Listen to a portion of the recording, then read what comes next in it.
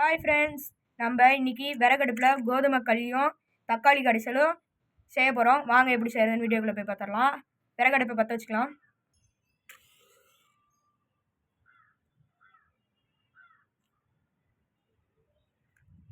அடுப்பை பற்ற வச்சாச்சு. விறகு வச்சு தீ மூட்டிக்கலாம். அடுப்பு எரியுது. இப்போ சட்டி வச்சுக்கலாம்.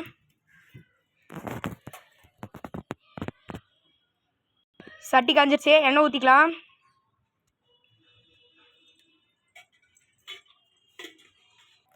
இப்போ கடுகு ஆட் பண்ணிக்கலாம்.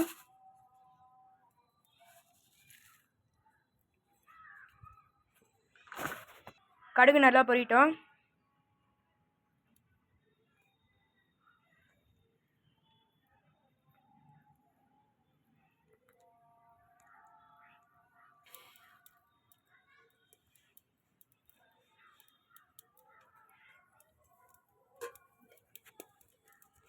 கடுகு நல்லா பொரியுது. பச்சை மிளகாயையும் பூண்டையும் போட்டுக்கலாம்.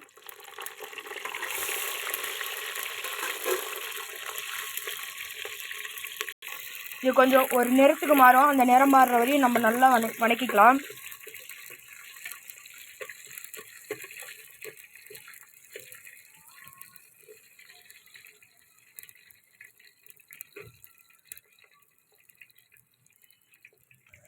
இந்த நேரத்துக்கு வந்து சட்டுங்க என்ன வீடியோவே பார்த்தீங்கன்னா உங்களுக்கு தெரியும், அது ஒரு நேரத்துக்கு வந்துருச்சு.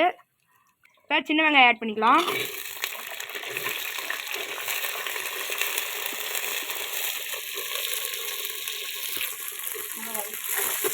நல்லா வதக்கிக்கலாம்.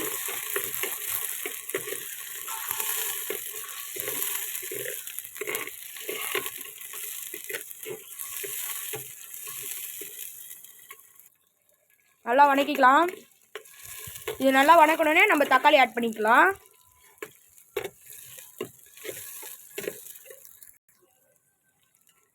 இப்போ தக்காளி பழம் ஆட் பண்ணிக்கலாம்.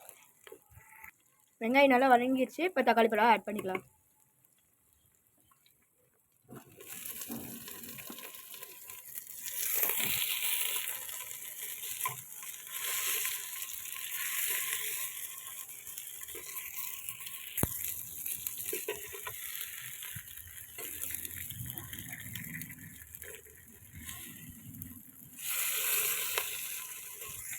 மஞ்சத்தூள் ஆட் பண்ணிக்கலாம். உப்பு தேவையான அளவுக்கு, கல்லுப்பு. கொத்தமல்லி ஆட் பண்ணிக்கலாம். கொத்தமல்லி ஆட் பண்ணி நல்லா கிளறி விட்டு மூடிக்கலாம். மூடி தக்காளி நல்லா பச்சை வாசம் போனதுக்கப்புறம் கடைஞ்சி எடுத்துக்கலாம். நம்ம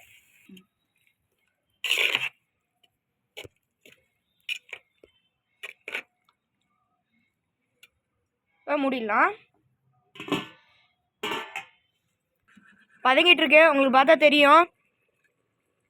இந்த குளிருக்கு இந்த அடுப்பு பக்கத்தில் உட்காந்துருக்கு. நல்லா இருக்கு. நம்மளுக்கு வீடியோவில் பார்த்தா தெரியும். தக்காளி நல்லா வதங்கிடுச்சு. இப்போ கடைஞ்சிக்கலாம்.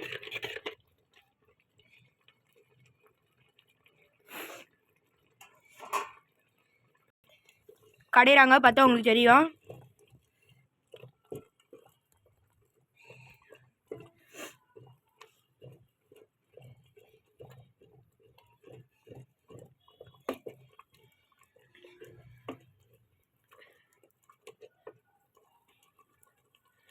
கடைஞ்சாச்சு. இப்போ இறக்கி வச்சுட்டு அடுத்து களி கிண்டலாம். இப்போ உலையை தூக்கி வச்சுக்கலாம். உலை நல்லா கொதிக்கிற வரையும் வெயிட் பண்ணிக்கலாம். 1/2 கிலோ கோதுமை மாவு இருக்குது. இன்னும் கொஞ்சம் தண்ணி ஆட் பண்ணிக்கலாம். செய்யும் போது மொண்டுக்கலாம். இதில் 2 டம்ளர் தண்ணி எடுத்துடலாம். இதில் 2 டம்ளர் கோதுமை மாவு, 5 டம்ளர் தண்ணி எடுத்துக்கலாம். தண்ணி நல்லா கொதிக்குது. போய் எடுத்துக்கலாம்.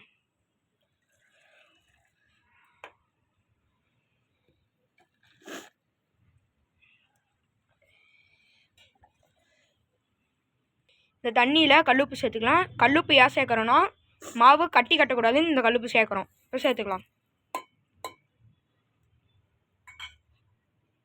மாவை ஆட் பண்ணி கிண்டிக்கலாம். நல்லா கைவிடாமல் கிண்டி எடுத்துக்கலாம்.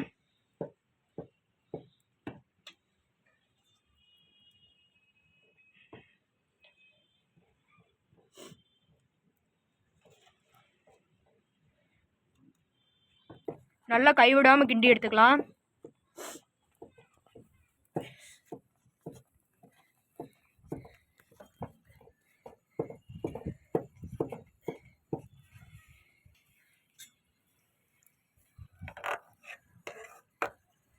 சுடு தண்ணி ஆட் பண்ணிக்கலாம். உங்களுக்கு தேவைன்னா சுடு தண்ணி ஆட் பண்ணிக்கோங்க. கொஞ்சம் கொஞ்சம் மாவு வேக சுடு தண்ணி கொஞ்சம் ஆட் பண்ணிக்கலாம்.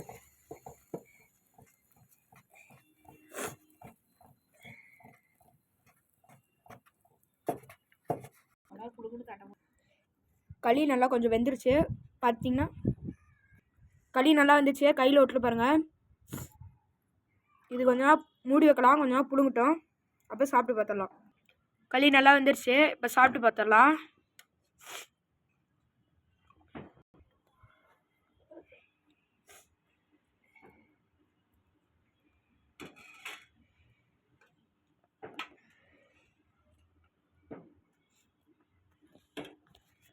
இப்போ வாங்க எப்படி இருக்குன்னு சாப்பிட்டு பார்த்துடலாம்.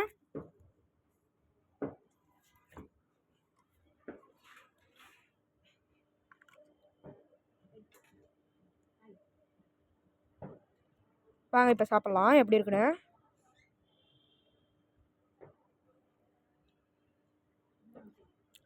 ஃப்ரெண்ட்ஸ் சூப்பராக இருக்குது. இதே மாதிரி நீங்களும் வீட்டில் ட்ரை பண்ணி பாருங்கள்.